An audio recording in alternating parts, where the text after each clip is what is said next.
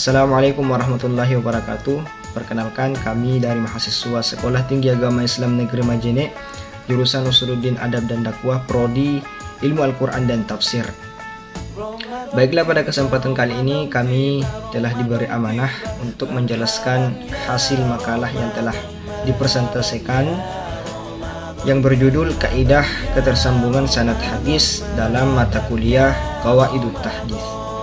Kami merupakan perwakilan dari kelompok 1 yang beranggotakan saya sendiri atas nama Muhammad Tahlil Akbar dan saudari saya Nawira Malik. Baiklah, untuk mengemfasiskan waktu, saudari saya Nawira Malik akan menjelaskan materi tentang kaidah ketersambungan sanad. Bismillahirrahmanirrahim. Assalamualaikum warahmatullahi wabarakatuh. Sebelumnya saya ucapkan terima kasih atas kesempatan yang diberikan. Langsung saja kita masuk ke pembahasan, yakni pengertian kaidah sanad bersambung. Istilah kaidah berasal dari kata bahasa Arab, yaitu kaidah yang diartikan sebagai antonim dari berdiri atau qiyam dan duduk julus. Sedangkan istilah kaidah itu sendiri diartikan sebagai dasar atau pondasi. Secara arti teknis diartikan beberapa ketentuan atau pernyataan pokok yang mendasari bagi satu persoalan. Kemudian kata bersambung dalam arti bahasa Arab yaitu ittisal dengan akar kata waw, sad, lam, yaitu wasala. Istilah yang digunakan untuk menunjukkan sesuatu yang berkumpul kepada yang lain sehingga masing-masingnya punya ketergantungan. Ittisal adalah bentuk awal dari ittisalah, yaitu lam yang toki tidak terputus dan balaghahu wa intaha ilaih sampai dan berakhir padanya. Sedangkan sanad berasal dari sin nun dal, ini sanada. Pada awalnya berarti menghimpun sesuatu dengan yang lain. Dr. Mahmud Tahan menyebutkan sanad secara etimologi adalah al-mu'tamad, yaitu tempat bersandar atau bergantung. Dinamakan demikian karena hadis disandarkan kepada sanad atau bergantung kepadanya. Dalam terminologi ilmu hadis, sanad berarti deretan nama-nama guru atau murid yang meriwayatkan hadis secara teratur, yang terus terangkai sampai kepada yang menyampaikan hadis yang pertama. Dengan demikian, maksud dari pernyataan kaidah sanad bersambung dalam tulisan ini adalah segala ketentuan-ketentuan pokok tentang adanya persambungan atau pertalian di dalam rangkaian nama-nama orang yang meriwayatkan hadis. Persambungan sanad atau ittisal al-sanad menurut para ulama telah menjadi salah satu rumusan kaidah kesahihan sanad hadis.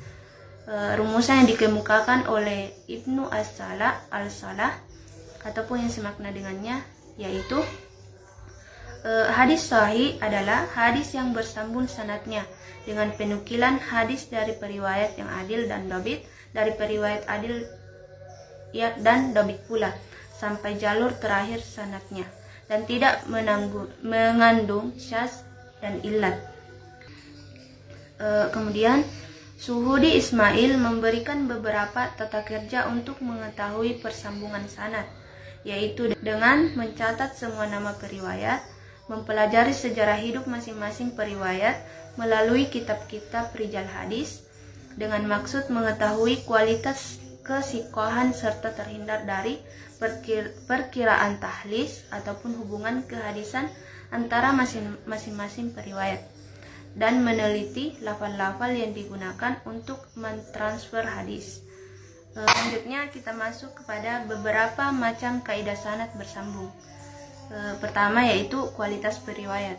Kaidah pertama bunyinya la yaktabul khair anin nabi sallallahu alaihi wasallam hatta yarwihi thiqatun an thiqatin hatta yatanahal khair ila nabi sallallahu alaihi wasallam bihadhil sifah. Yang artinya tidak boleh ditulis hadis dari Nabi sallallahu alaihi wasallam sehingga diketahui seorang siqah meriwayatkan hadis itu dari seorang siqah pula, sehingga jalur hadis ini sampai kepada Nabi Shallallahu Alaihi Wasallam dengan kondisi yang seperti ini. Untuk mengetahui kesikohan periwayat dapat dilakukan dengan cara mengetahui adanya kepopuleran kesikohan sendiri dari periwayat yang bersangkutan, didasarkan kepada komentar para kritikus hadis, menetapkan ketentuan jar dan ta'dil, membandingkan periwayatnya dengan riwayat yang lain, melihat kuantitas jika terjadi kekeliruan periwayat. Jika tidak sering dilakukan, maka bisa menjadi acuan kesikohan juga. Kesikohan periwayat yang dimaksudkan di sini adalah haruslah menjadi kesikohan yang dimiliki secara bersama-sama oleh para fitur yang berada pada jalur sanad hadis yang bersangkutan. Dengan kata lain, semua periwayat harus dapat dibuktikan kesikohannya sehingga bisa berpotensi untuk membuktikan kebersambungan sanad. Demikian materi yang sempat saya paparkan. Saya kembalikan kepada moderator. Baiklah, saya akan melanjutkan penjelasan terkait dengan kaidah-kaidah ketersambungan sanad hadis. Sebelum masuk ke dalam kaidah-kaidah ketersambungan sanad hadis, sebagaimana yang telah kita ketahui bersama, baik para sahabat, para tabi'in, para at-tabi'ut tabi'in, serta para ulama-ulama lainnya sangat berhati-hati dalam meriwayatkan suatu hadis, sehingga para ulama kemudian menetapkan syarat-syarat atau ketentuan-ketentuan yang harus dipenuhi oleh seorang periwayat hadis sehingga hadis yang disampaikan dapat diterima. Nah, menurut Profesor Syuhudi Ismail, dalam kaidah sanad hadis, para ulama berbeda-beda pendapat dalam menetapkan kaidah kesahihan sanad hadis. Namun meskipun demikian, ada kaidah sanad hadis yang telah disepakati oleh jumhur ulama. Nah, menurut Profesor Syuhudi Ismail, bahwa suatu sanad hadis dapat diterima apabila memenuhi syarat-syarat seperti berikut, yakni yang pertama, periwayatnya harus bersambung atau ittisalus sanad. Artinya antara satu periwayat dengan periwayat yang lain itu bertemu dalam proses meriwayatkan suatu hadis. Artinya antara seorang guru dan murid harus bertemu. Nah, kemudian yang kedua, yakni periwayatnya harus bersifat adil. Nah, adil di sini meliputi dia beragama Islam, dia mukallaf, kemudian dia menjalankan aturan ketentuan agama, dan dia menjaga muru'ah. Nah, kemudian selanjutnya adalah seorang periwayat hadis harus bersifat dobit, baik itu dobit hafalannya maupun tulisannya.